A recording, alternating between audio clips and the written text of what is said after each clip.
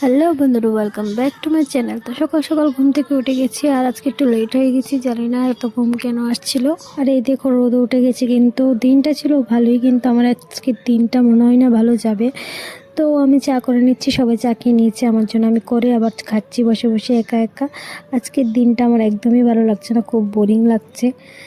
জানি না সারাটা দিন কিভাবে কাটাবো। আজকের দিনটা প্রথমেই সকালটাই একদম খারাপ হয়েছে। যাই হোক, কি আর করবো, রান্না বসিয়ে দিয়েছি। আমি এখন আলু ভাজা করে নিয়েছি, করলা ভাজা করে নিয়েছি, বেগুন ভাজা করে নিয়েছি, তারপর ভাত রান্না করে নিয়েছি, তারপর আরও কিছু রান্না করেছি। কিন্তু আজকের মুড আমার একদমই ভালো নেই, তার জন্য সবগুলো ক্লিপ নিতে পারিনি। আর এখন স্নান টান করে চলে এসেছি পুজো দেওয়ার জন্য।